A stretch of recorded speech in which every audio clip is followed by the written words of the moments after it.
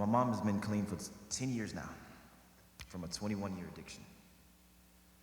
She would always tell me when I was younger that she wanted to write Oprah, and I didn't understand her. And she also told me this as she got clean. She was like, I'm still gonna write Oprah. And I had no understanding, and I understand now. And I wrote this poem to let her know that I do understand. She's sitting in the audience, so if you see her, congratulate her. Everybody please say her wish. There we go. Mama, remember when you said you wish you could write Oprah? I knew what you were saying. We had a moment on that sofa. I had the attention of a cobra in the presence of a charmer. I saw me as your crop. I saw you as my farmer. Every mother in this world believes their baby is a star, so they push them to pianos and they stick them with guitars. But Mom, you wanted Oprah, and I imagined with you that moment, thinking if I had the chance, my confidence would let me own it. You watched me overcome opponents even when you stood as one. I used to hate to pass you by out on the streets when I was young. When I was young, I took my writing and used that to save my life. I took a suicidal poem and wrote away from suicide. I know you'd love to contact Oprah. You are not the best of letters. At letters, I see you looking at the phone as if a call would be much better. You want the world to know you're helper. You say the city's not enough, for there are folks who grab your ankles when they see you rising up. You say that if you contact Oprah, we get far, son, we get far. And I can't wait for you to show the world what soldiers do with scars, or what walkers do with cars, or what drivers do with planes. You let these people know your story if they never know your name. You show the world what you've been through, baby, and I'm gonna contact Oprah. I wanted this when you were young and wanted more now that you're older. You have more angels on your shoulder. I've been clean for many years. I used to walk the streets alone at night with dreams of being here. Had no idea of all the hurt I caused. I'm sorry for the strife. I'm overjoyed you took the pain and made yourself a better life. I ain't the best of writers writing, got no diploma from no school, but everything I never did, I feel I done it all through you. You best believe I'm gonna write Oprah. Might not spell my words correct, but she will understand my heart because that's all that I have left. I've been to jail and I've been back. I got some friends that's still on crack. I drive the streets I've walked, and that is proof that God will build from scratch. And I know just what you mean, Mama. Your journey made us closer. You don't forget the ride because you made it off the coaster. I wrote my story out on paper, now they put my face on posters. I show up at all my shows like, Mama, I can't wait to show us. We've had the very best of life. We have some chapters closing over in a book that'll save some lives, Mama, even if we don't reach Oprah. For 12 years, I worked as a longshoreman in Blunt Island. I worked on a ship. One of the ships was called the El Faro. I knew some of those people. I was watching the news hoping that things would be better, and I started writing in tears. I wrote this poem, and it remembered itself. It created itself. I was crying. The poem is called Evaporation. Everybody please say evaporation. Science tells us water drops will rise up to the sky. Clouds will form from that like teardrops waiting in the eyes of spirits prematurely raised from bodies prematurely stopped. I watched the news and turned away from news I couldn't watch. And my grandpa might have frowned if he'd known I cried like this. But I'm sure he'd understand I've not had friends that died like this. My heart has not been broke like this. They say that no one could survive. I watched my city pray for miracles that someone was alive. But as the Coast Guard searched the waters all the Coast Guard found. They say that judging from the hurricane that everyone had drowned. The news has faces I remember. They're posting faces I once knew. They found a body in the water but would not determine who, because that who was not enough when 32 were not accounted. There's no drills to lift your life when Mother Nature's got you grounded. Come out, you are surrounded. There's no running from the deep. You won't feel a thing tomorrow. You wake up to find you sleep. I have Danielle on my mind. We once joked about the faro. I saw her mother on TV and filled my cup of tea with sorrow. So much sweeter than my honey, always filled with smiles and laughter. I would load the deck with cargo. She would close the hatch right after. You don't understand disaster till you see it time and time. I told Danielle that I wrote poems, and now I write her in my rhymes. I always hated the El Faro. Now I hate it even more. It pulled my friends away in darkness, never brought them back to shore. Kidnapped 33 hard workers, pulled them down into the night. It's the triangle of angels with Bermuda to the right. May that lighthouse guide those spirits it's once stole. Shine its light into the darkness, bring some closure to our souls. We're left with nothing but that surface. Seas have calmed themselves once more. Rising water from the ocean lifts from spirits on the floor. Yes, those spirits on the floor release those tears that fill the clouds as we go outside to feel them once again when they come down. I wanted closure for this poem. Sometimes closure don't exist. I watched the Navy break my heart when they announced their search dismissed. May those families find peace. They've lost so much with no goodbyes, and may evaporation bring us back the things we lost in time. Round of applause if you're close to your grandparents, if you are a grandparent. Beautiful.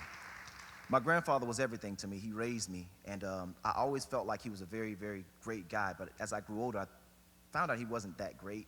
He was a bad person. So I got a lot of stories about him, but one I will share with you. I remember not having friends when I was a kid, and no visitors, no friends. And I remember being at the house, and my grandfather ran in the house and said, "Hey, Rod, you got some friends at the door." I was so happy. I went and checked my face. I brushed my teeth really quick. I was excited, like I actually had a visitor. And I got outside, and it was a Jehovah's Witness. I'll never forget what he did to me. We used to eat at Cracker Barrel all the time. I'd take him for rides in my old school, and he loved it. And I noticed how he was eating recently, and it bothered me. He was eating sausage, eggs, biscuits, grits, sausage, eggs, biscuits. He was eating in a pattern. And I've noticed older folks will say something that doesn't make any sense and pass it off as wisdom. My grandfather was really good with that. It's because you can do that. I can't wait to get old so I can say something that makes no sense. It's like, I remember one time I didn't cut the yard, and he was like, "Hey, I told you to cut the yard. I don't chew my cabbage twice." What? So he was eating like that. I said, "Granddaddy, why are you eating like that?" He said, "Oh, every piece deserves a bite." What does that mean? 2014, I lost him. But I had a chance to let him know that he was my hero. This piece is called The Hero Sermon. Everybody please say The Hero Sermon. On this porch, I watch a flower lose its petals, face the sun, saying to it, "I'm still pushing. When you're ready, I will come." That's my grandpa there, that flower. He is not the who he was. He's been losing all his weight, and he's been forced to take these drugs. That's not him how I remember. He had muscles. He was strong. This getting old has gotten old, and he's been looking at the sun, seeing God in every gesture, speaking like it's time to go. He always says we never know while acting like his time is close. A shame that heroes must retire. Hurts how he don't use his cape. Lost his strength to change a tire. Shows he's tired in his face. He puts his shoes on really slowly, slides them into place with ease. Insert dagger in my heart to watch him slide away from me. Routine breakfast Sunday mornings. He still has his will to flirt. Makes the waitress smile and laugh enough to blush while she's at work. Eats his sausage, eggs, and biscuits all assembled in an order. Every piece deserves a bite, he says while sipping down his water. What a man he's been to me. The only father I remember. He brought home the bread and butter. Grandma changed it all to dinner. Man, I swear I love my heroes. Comic books ain't saved my life. When I think of hope and strength, I see a husband and his wife. I treat my grandpa like my father because he raised me like his son. Had a dad who wouldn't bother seeing who I would become. I watched my mama fight with drugs. They say you cannot choose your folks. Wouldn't change them if I could because they forced me into hope. Yes, I swear I love my heroes. Hate to lose them to the sky. And if you love your heroes too, you shouldn't wait to tell them why. You scream out, "Yeah, I love my heroes," even if they're here in spirit. Know that if you say it right, that you can feel that they can hear it. Grandpa, thank you for your life. I feel you'll never die to me. Watch you be the type of man most men would always try to be. Kept your hat cocked to the side, and that was always fly to me. I'll keep your teachings and your fight locked up tight inside of me. Sure that flower loses petals when the rains are not enough, and the sun no longer shines, and the Lord seems fit to pluck, and my mind engulfs with memories of the rocking chairs and talks, and the park begins to cry as it will miss your morning walks, and I will tell you, job well done. Standing ovation is a must for the life God gave to you, which you divided amongst us. I will carry on your torch. I'll take your cape and make it new in hopes of learning from this porch how I can be a hero too. Sometimes we feel like God should show us something if we pray, and we got to see it sometimes. But this poem lets you know that there's a different way if you pay attention to everything, because a lot of times he answers, but we don't necessarily recognize the answers. This poem is called The Listener. Everybody please say The Listener.